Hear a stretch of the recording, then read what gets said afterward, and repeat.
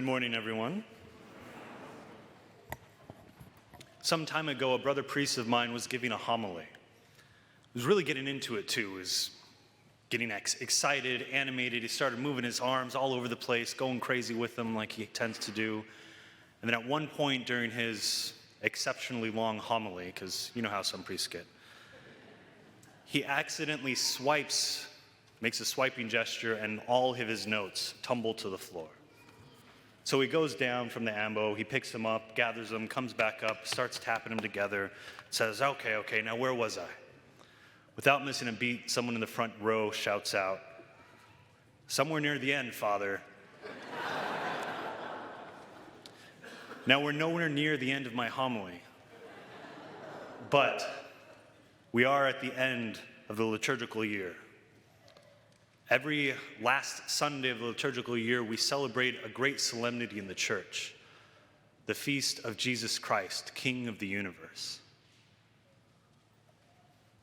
This day serves as a yearly reminder that Christ must reign not just in heaven, but over all creation, most importantly, in our minds, in our wills, and in our hearts.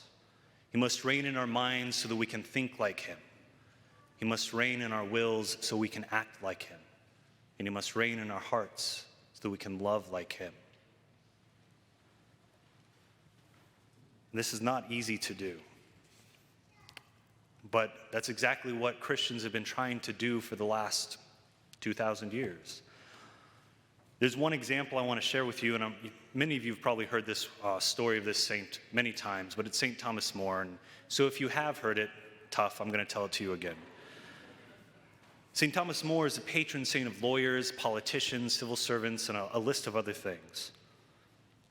He himself was a brilliant lawyer and diplomat in England in the 16th century. And if you know anything about history, this is a time of King Henry VIII and the great fiasco that was taking place during that time.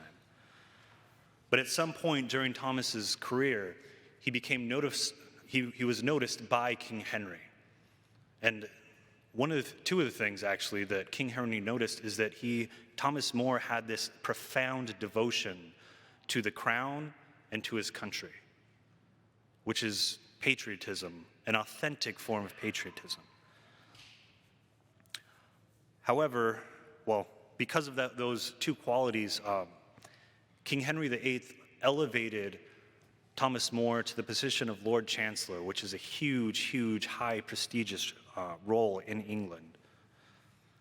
What Henry VIII did not know, however, was that Thomas More's first loyalty was not to his country nor to the crown, but to Christ, first and foremost, the true King of Kings. And so when Henry decided to do some shady stuff to get rid of his first wife so that he could marry his second wife and subsequent wives, that was an issue for Thomas. But more than that, it became a serious issue when King Henry VIII declared himself the head of the church in England. And so instead of accepting this, as many of the other politicians of his time did, instead of accepting it, he resigned from his post. And so here we have this brilliant man, with a brilliant mind that's devoted to his country, who says, you know what, this is wrong. And he steps down.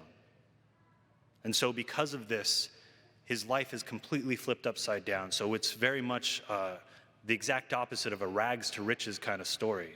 He goes from the premier posting in England to effectively somebody that's living in squalor, all because of his devotion to Christ. Due to More's refusal to give his support to the king, he was arrested, convicted of treason, imprisoned in the Tower of London, and finally beheaded. On his way to the execution, More encouraged the people around him to remain steadfast in their faith.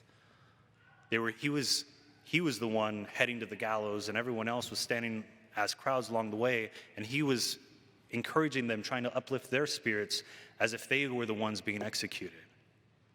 But what's important about this, though, is his last words, his last ever recorded words. This is probably the part that a lot of us remember.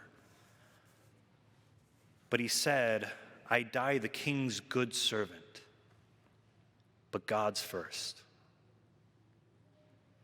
For more, it was not simply enough to confess Christ privately in the safety of his heart and home. Instead, he believed one must also confess Christ in one's business, in their professional life, and in society.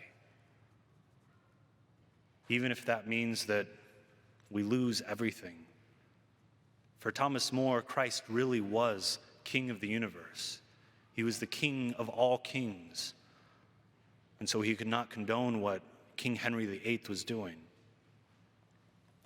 But to do this kind of thing, to take this action, requires a lot. It requires commitment and courage, but above all, it requires humility, which is nothing more than being able to see the truth of the situation. For the two thieves in the gospel today, one had no humility and no conviction, and the only commitment he had was to himself. The other thief, however, see how committed he was to the truth, how convicted he was of his own unworthiness, and how much humility this took to see the truth that he was condemned justly while Christ was not. It was humility that saved that second thief.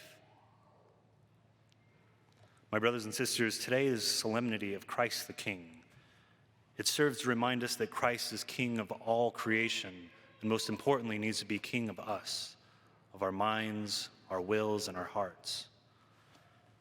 It's a perennial calling, really, to be more closely united with this adorable King of ours, so that at the hour of our death, our King might turn and say to us, "Today you will be with me in paradise."